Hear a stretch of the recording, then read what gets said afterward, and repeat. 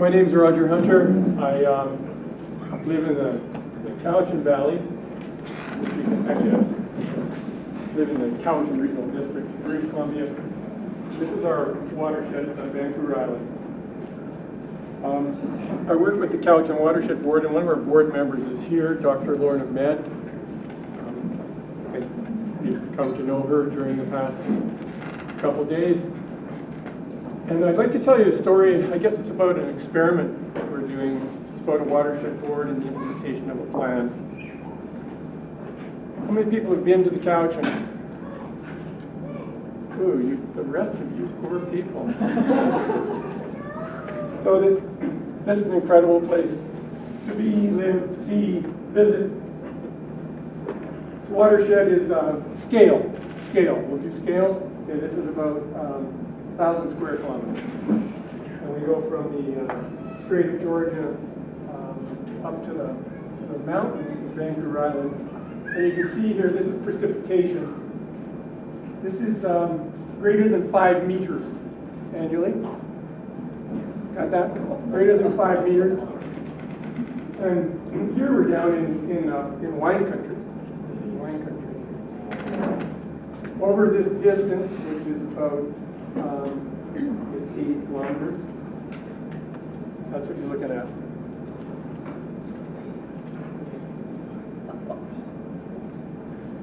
Lars, that's a picture.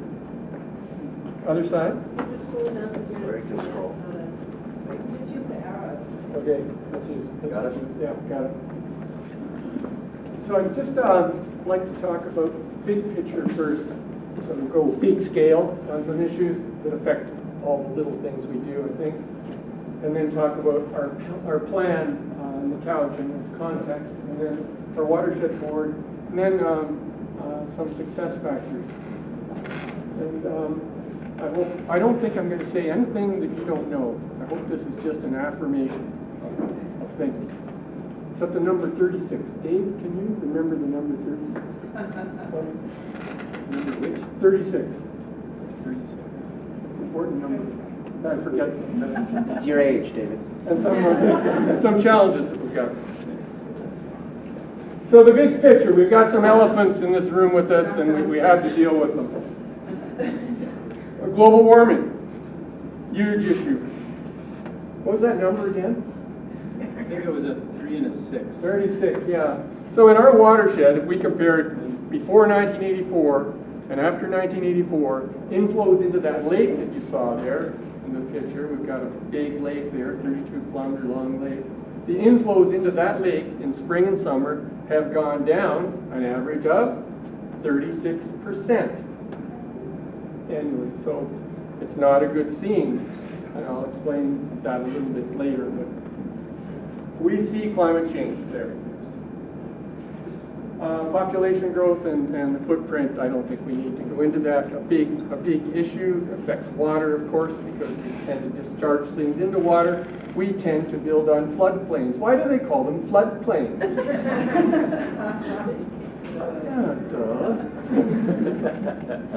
We've got some biodiversity concerns in the world, and we've got them in the Cowichan in particular. We've got this incredible run of salmon, these Chinook salmon. They're an indicator for the rest of the salmon that use the general area.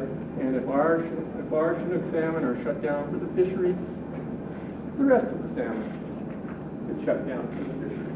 It's a big deal from that perspective. Alien species and climate change. Financial crisis and peak debt. You've heard about peak oil. It's nothing compared to peak debt. It's happening. We're hitting peak debt. Go to Greece. It's just amazing. And it's affecting the fabric of their society. It also affects government's ability to do things because they're suffering the efforts in peak debt. And as a result, peak debt was starting in the 90s, actually. We're just building to the peak. We've had peak senior government. You know what that is? That's getting less from your government. And in British Columbia, it was 1996. Federal government, a little earlier than that, I understand. But although government may be saying they're giving you more, or they have right-sized, or it's smarter, and you're getting the same amount for less, government peaked, senior government peaked, and as a result, local government and local areas are having to do more themselves. Rights, big global issue, right? The 99% and the 1%. First Nations rights and title, a big issue in British Columbia.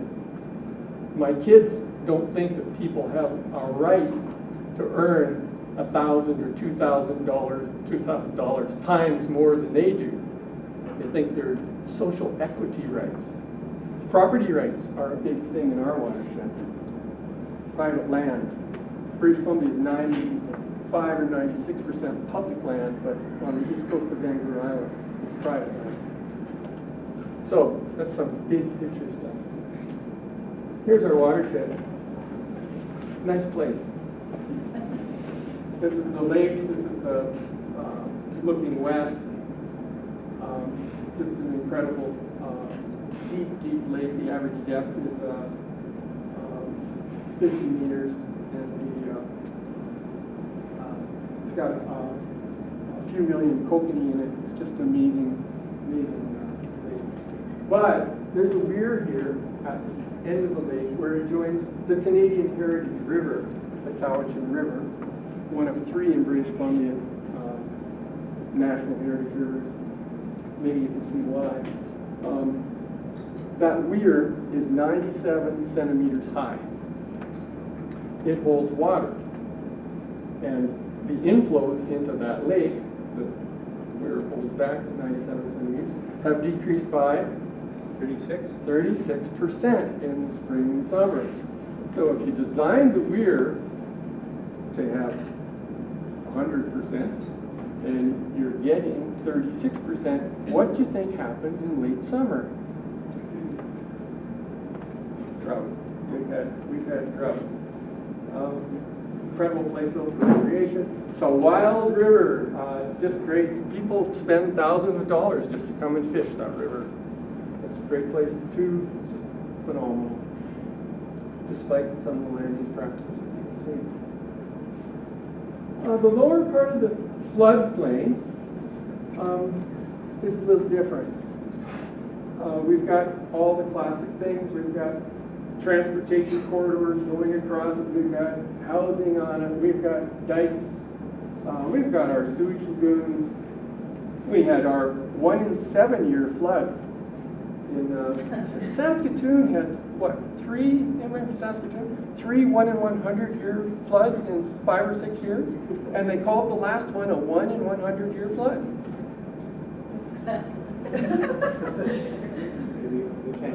What does that mean? So we had our flood. A lot of people had to leave. 1 in 7 year flood. And you can see we got this estuary, which is just magical out there. There's development on it, but it's in the top 5 or 6. We ranked our estuaries. I did back in the 80s. It was done again. During our flood, actually, we had a salmon there. I don't know if you can see it or not, but it was in a school zone. I think you're just attracted to school zone. You can also see the recreational use. Pretty amazing watershed.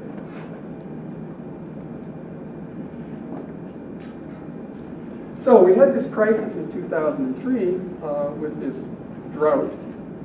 The flows in the river. Oh, I should also tell you, we have a pulp mill which is allowed to take 2.8 cubic meters per second of water out of the river for its operations. Summer flow, ideal to be maintained with that weir and that 97 centimeters of water, is supposed to be 7 cubic centimeters per second. So a lot goes to the pulp. There's a drought in 2003, serious problem. They had to truck salmon to their spawning grounds. We had almost needed to shut down the mill, and the dilution of pollution was not working. So the municipality is almost charged. So for 3 years, a plan was developed, a very comprehensive plan, 6 goals, 23 objectives, 89 actions, and it was finished in 2007, and in 2010, beginning of 2010, hadn't been implemented. It was on a shelf. How come? Well, basically, no one to lead it. So, the Cowichan Watershed Board was created, and this is a a body, it's an experiment, it's a group, and it was decided, local problems, what do you want? You want local leadership. Besides, we've got peak senior government. They might not help you that much. So we also have the largest First Nation in British Columbia, the Cowichan, 5,000 people. And so the regional district, which is local government, and Cowichan tribes became full partners as leaders of this watershed board. And we are inclusive of the federal and provincial governments. They got the names of people.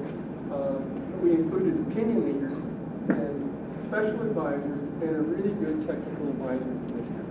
So I'll tell you a little bit about this. In designing it, when I was asked to do that, we decided legitimacy was very important. And there's been a recommendation in the plan that there be a body to implement it. But it said, well, someone from the tourism sector, someone from the agricultural sector, someone, lakeshore property owner, river property owner, someone who represents business, someone who represents the pulp mill, someone who represents the forest companies. Very hard to find people who legitimately represent all those groups. Tourism, I know I've worked on the tourism plan for British Columbia, very fragmented group. Agriculture, our three groups in the valley don't get along. So who represents three groups that don't get along? I don't know. So we went for elected people. Integration. Oh, gee, what a great word. You're welcome. So model is whole watershed thinking. Don't get into this one little part. What you do to one part of the watershed affects